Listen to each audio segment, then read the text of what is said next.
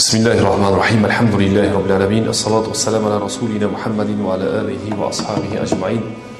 Allah subhanahu ve ta'ala'ya hamdü sanalar olsun. Peygamberimiz Muhammed Mustafa sallallahu aleyhi ve sellem'e salavat salamlar olsun.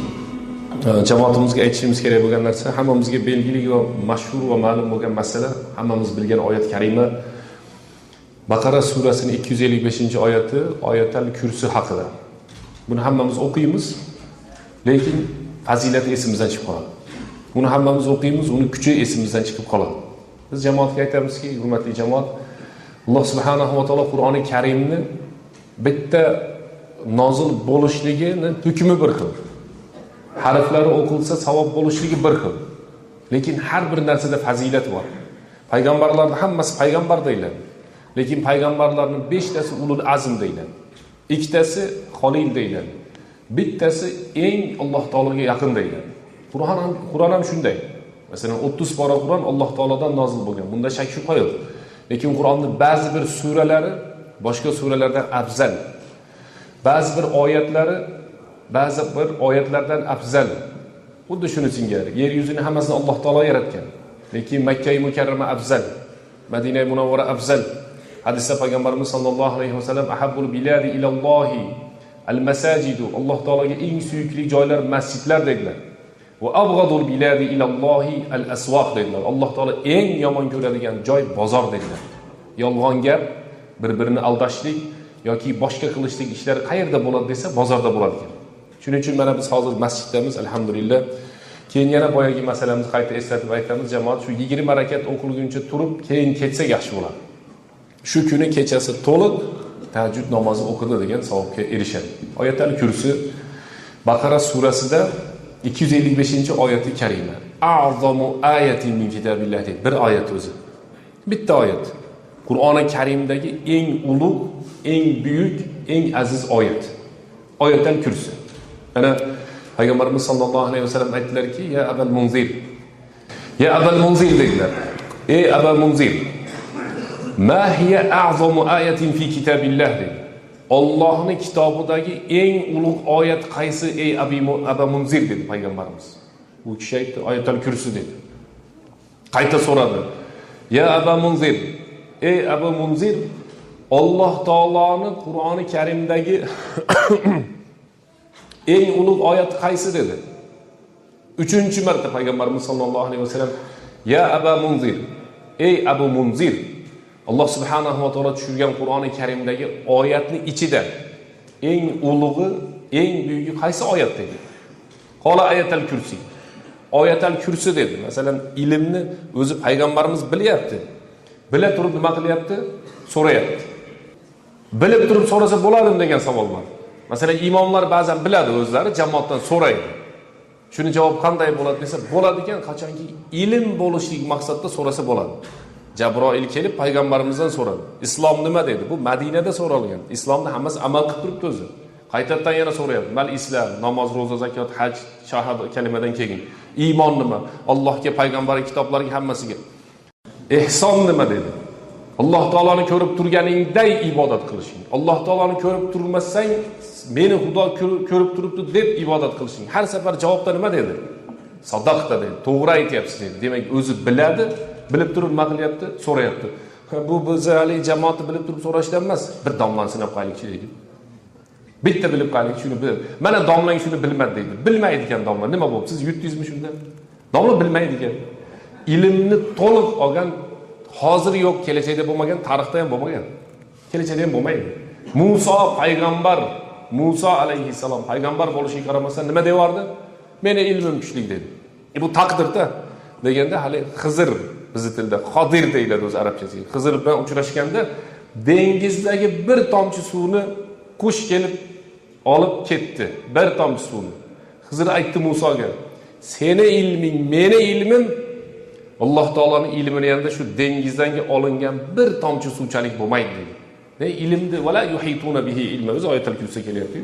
Demak, hurmatli jamoat, shuning uchun biz nima qilamiz? Ilmni o'rganib ketaramiz. Oyatul Kursi mavzuyimizga qaytadigan bo'lsak, Abu Munzirga payg'ambarimiz sollallohu alayhi vasallam yahlakal ilm. Ha, ilming ziyoda bo'lgan bilasan ekan.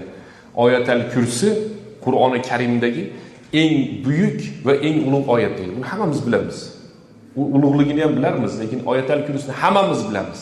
Yana payg'ambarimiz sollallohu alayhi vasallam hadisda aytibdilarki, kim namozdan so'ng, 5 mahal namozdan so'ng, bomdod peshin, asr, shom, xufton, peshinda o'rniga juma bo'ladi ba'zan. Shu 5 mahal namozdan so'ng, 5 vaqt namozdan so'ng, dubura kulli salatin degan arabchasiga oyatal kursini o'qisa, Allohu la ilaha illa huval hayyul qayyum oxirigacha. So'ngra 33 marta subhanalloh, 33 marta alhamdulillah, 33 marta Allohu akbar desa, shu insonni jannatga kirishlikdan o'lim to'sib turadi dedilar.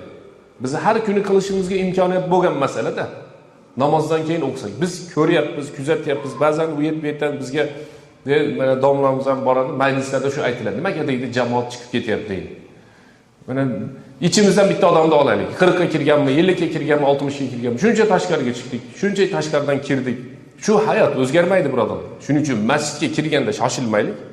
Duolarni qilib, Alloh taolodan so'rab, oyatal kursini o'qib, masalan, 33 marta subhanallohni deb sekin chiqsa ham bo'laveradigan. Baribir hamma ishlarimiz bitirib vermadik, yo bir boyib ketmadik, yo bir rivojlanib ketmadik, shunday bo'lamiz, shunday davom etamiz yana. Shuning uchun hadisda aytilyaptiki, namozdan so'ng oyatal kursi o'qilishligi va 33 martadan o'qilishligi. 99 ta bo'ladi, 100-sida la ilaha illalloh vahdahu la sharika lah, lahul mulk va lahul hamd va huwa ala kulli shay'in qodir deb aytilsa, demak shu inson bu inson bilan jannatni o'rtasida o'lim to'sib turadi. Ma'nosi o'lish bilan jannatga kiradi degan nima? Payg'ambarimiz sollallohu alayhi vasallam hadislar. Keyingisi oyatal kursini o'zi kim rivoyat qilgan desam, u shayton rivoyat qilgan bu hadis. Juda qiziq bu. Baytul molga Payg'ambarimiz sollallohu alayhi vasallam Abu Hurayrani boshchi qilib qo'ydi. Abu Hurayrani bilasizlar, nima Dous qabilasidan 3 yil payg'ambarimiz bilan birga yurgan va eng ko'p hadisni Abu Hurayra rivoyat qilgan. O'zi eng qisqa yurgan, eng ko'p hadisni Abu Hurayra rivoyat qilgan. Juda ham faqir, kambag'al, miskin sahoba bo'lgan. Baytul molga Abu Hurayrani payg'ambarimiz boshchi qilibdi va g'aybni payg'ambarimiz biladi. Aytdiki, payg'ambarimiz bugun dedi, bu Baytul molga bittasi kelib qoladi, hushyor qaynagin, to'tiyachasiga yaxshi qarab turgin dedi. U kishi kechqurun kelsa, sekin bittasi hovuchlab haligi bug'doylardan, bir narsalardan solayotgan ekan idishiga. Abu Hurayra ushlab oldi. Nimaga kelding dedi. Nimaga o'g'irlik qilyapsan dedi. Keyin haligi bir masaladan ikkinchi masalalar chiqarib deganday, birovni gunohni ustida ushlab olib o'sha joyda sharmanda qilishlik dinimizda yo'q. Mana ushalding degan odam o'zingchi degan savolni qo'yish kerak. O'zingchi degan savolni qo'yish kerak ekan-da. Abu Hurayra boyagi nimani ushladi. Haligi nima qilyapti? Sekin bug'doylardan solyapti. Nima qilyapsan dedi. U shu kerak bo'ldi, bolalarim bor, qiynalyapman, unday bunday hamma bahanani aytganda Abu Hurayra roziyallohu anhu qo'yib yuborgan haligi inson shaklida kelgan shayton. Payg'ambarimiz sollallohu alayhi vasallam kim keldi dedi. Tanimayman dedi. Nima qildi? O'g'irlik qildi. Keyin nima qildi dedi. Ya Rasululloh, bolalar ekan, o'zi kambag'al ekan, qiynalyapti. Men dedi, shunga dedi, uzr so'radi. Kambag'allikdan shikoyat qildi, qo'yib yubordim dedi. Bu bugun yana keladi bu dedi payg'ambarimiz. Abu Hurayra aytdi, agar bugun kelib yana o'g'irligini qiladigan bo'lsa, endi bugun ushlab qo'yib yubormayman dedi. Kechqurun yana hushyor qaynab yotsa, boyaga keldi, sekin Abu Hurayraga bildirmasdan solyapti. Abu Hurayra o'zini uxlaganga solib, uxlamay turibdi. Bu narsalardan solyapti. Soldida yana borib ushladi. Ey dedi. Yana kelding, ha keldim. Endi seni payg'ambarimiz huzuriga olib boraman dedi. Deganda boyaga aytdiki, o'zim kambag'alman, kasalman, bolalarim unday bunday. Qisqasi Abu Hurayrani qalbini yumshatib yubordi-da. Mayli dedi, qayta shu ishingni qilma dedi. Qaytadan kelmagin dedi. O'g'irlik qilmagin dedi. Yana qo'yib yubordi Abu Hurayra. Haligi xatolarni qilsa ham qo'yib yubordi. Payg'ambarimiz sollallohu alayhi vasallam, ey Abu Hurayra, ma amala sohibuk dedi. Endi seni do'sting haligi kelgan nima bo'ldi dedi. Ya Rasululloh, u keldi, yana o'g'irlik qilyapti, narsani bermadim. Lekin shu bolalarim, qiyinchiligim, kasalligim, muhtojligim deganida meni qalbim yumshab dedi, qo'yib yubordim dedi. Yana keladi dedi payg'ambarimiz sollallohu alayhi vasallam. 3-marta yana keladi dedi. Kechqurun Abu Hurayra endi umuman qo'yib yubormayman deb tayyorgarlik ko'rib turdi. Yana o'sha kechkirdi, ertalabga yaqin o'zi aytadi. Bu o'g'irlik ham ertalabga yaqin bo'ladi-da. Tarixda ko'p qissalar bor. Ko'rsangiz, uyda egasi ertamangacha kutib turadi, endi uxlab qo'yganda o'g'rilik bo'ladi. Bomdod ham o'sha paytda bo'ladi. Yana har xil ishlar ham ertamanda bo'lib ketadi, bilasizlarmi? Shu ertamanda hamma uxlamayotganda qancha odamlar. Ertalabga yaqin keldi yana. Boyaga kelib narsalarni olib solyapti, Abu Hurayra mahkam ushadi. Endi qo'yib yubormayman dedi. Qarasa haligi shayton qarasa bo'lmaydigan. Kambag'allik, faqirlik, miskinlik, falonchilik bahonasi o'tmadi. Endi seni qo'yib yubormayman dedi. Deganda bir sir aytaman dedi. Bu Abu Hurayra hadisni rivoyat qilayotgan Abu Hurayra. Voqeani ichiga to'liq aralashib ketgan Abu Hurayra. Bir sir aytaman dedi. Kim aytayapti aytaman deb? Shayton aytayapti. Shayton aytdiki, bir sir aytaman dedi. Nima sir aytasan dedi. Iza awayta ila firashik dedi. Qachon sen to'shagingga ketayotganingda dedi. Ya'ni uxlamoqchi bo'lsang, dam olmoqchi bo'lsang, yotib olmoqchi bo'lsang, oyatal kursini o'qib yotgin dedi. Biz shaytonlar dedi, shu yerda aytgan ekan shaytonlar. Biz shaytonlar dedi, oyatal kursidan o'ta qattiq qo'rqamiz dedi. Fa inna a'zama ayatan fi kitabillahi dedi. Allohning kitobidagi eng ulug' oyat shu oyatal kursi bo'ladi dedi. Abu Hurayra yana qo'yib yubordi kishini. O'zi maqsad shu bo'lgan, 3 kundan beri bo'layotgan maqsad shu. Ana payg'ambarimiz sollallohu alayhi vasallam payg'ambarimiz ismi chiqqan salovat aytib turish kerak. Payg'ambarimiz sollallohu alayhi vasallam ey Abu Hurayra haligi keldimi dedi. Ha keldi. Nimalar dedi? Yana o'g'irlik qilmoqchi bo'ldi, ushlab oldim, siz yoningizga olib kelaman desam, oyatal kursi eng ulug' oyat degan menga shu gapni aytib ketdi dedi. Shunda payg'ambarimiz sollallohu alayhi vasallam aytdilarki, sadaqaka va huwa kazub. Bu kazzob to'g'ri aytibdi dedilar. Kazzob, shayton kazzob bo'ladi. Masalan, to'g'ri aytibdi degan so'ziga ko'ra bu hadis shaytonning so'ziga ko'ra to'g'ri bo'lmadi. Payg'ambarimiz tasdiqlagandan so'ng to'g'ri bo'lib qoldi. Agar payg'ambarimiz tasdiqlamaganda u gap yolg'on bo'lib qolardi. Demak, payg'ambarimizni oyatal kursi eng ulug' oyat degan so'ziga ko'ra oyatal kursi eng ulug' oyat bo'lib qoldi. Qur'oni Karimdagi eng ulug' oyat. Kim deydi hadisda kechqurun yotishdan avval oyatal kursini o'qisa, Alloh taolo tarafdan bir farishta keladi. Biz musulmonlar doim mana shu masalani aytamiz. Biz g'aybiy masalaga iymon keltirgan odamlarimizda. Masalan, unday bo'lsa, yo'q, biz g'aybiy masalaga iymon keltirganmiz. Shuning uchun g'aybiy masalani yo hammasiga iymon keltirish kerak, uni ajratmash kerak. Qur'onda hadisda kelyaptimi? Hammasiga iymon keltiring. Nima deyapti? Hadisda aytilyaptiki, kim oyatal kursini o'qisa, bir farishta keladi. Hattoki tong otguncha bunga qo'riqchi bo'lib turadi deyapti. Nimadan qo'riqchi bo'ladi desa, boshqa o'sha jin, shayton, yomonlik bo'layotgan narsalardan farishta qo'riqlab turar ekan. Birinchi fazilati namozdan keyin o'qishlik, hurmatli jamoat, oyatal kursi namozdan keyin o'qishlik insonni jannatga kirishiga sababchi bo'ladi. Kechqurunda uxlashdan oldin o'qishlik bir farishta kelib bunga bizni tilda aytganda ahrona bo'lib qo'riqchi bo'lishiga sababchi bo'ladi. Uchinchisi, tongi va kechki zikrlarda har kun o'qishimiz kerak. Mana bittasini uyiga, oldin ham bu qissani aytib berganmiz, bittasini uyiga shu shayton bola chaqalar bilan keldi. Sehr masalasi. Sehrgar kofir. Sehrgarga borgan dindan chiqadi. Sehrgarga gapiga ishonmagan 40 kun namoz qabul bo'lmaydi. Ishongan to'liq dindan chiqadi. Shu ham to'g'ri aytayapti desa, yo'q bu yolg'on aytayapti desa 40 kun qabul bo'lmaydi. To'g'ri aytayapti desa dindan chiqadi. Tushuntira oldingmi? Ha bu yolg'onchi ekan deb borib olsa 40 kun namoz qabul bo'lmaydi. Borib qo'ysa. Borib ishonsa-chi desa, faqat kafara bima unzila yoki nuzila ala Muhammad. Payg'ambarga tushgan narsaga kofir bo'ldi. Sehrgar yomon. Ana bir jinlar kelibdi birovning uyiga, sehr qilingan, boshqa qilingan oyatal kursini o'qiyvergan.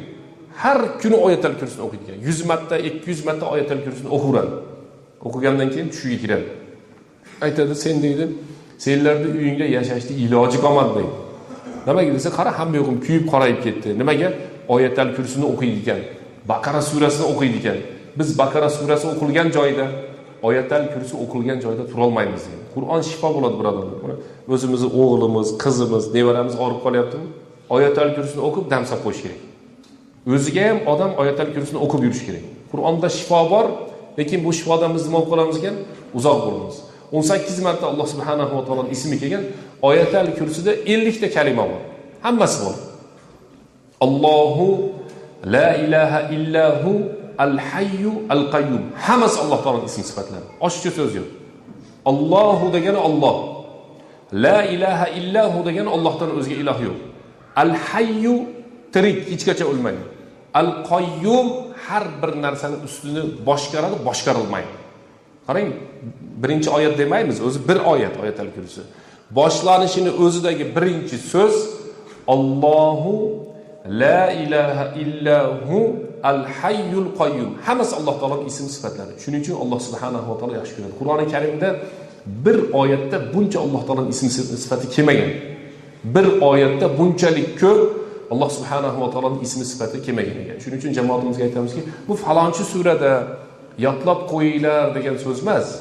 Hammamiz bilgan oyatul kursi 30 pora Qur'on bo'ladigan bo'lsa, mana shu 30 pora Qur'onning ichidagi eng ulug', eng buyuk oyat oyatul kursi bo'lib hisoblanadi. Bekor yurganda, turganda, ertalabda, kunduzda o'qib yursangiz, nimani qalbingizni ochadi, jinni shaytonni uzoq qiladi. Shu ibodatlarga yolg'on bo'lyapman deydi.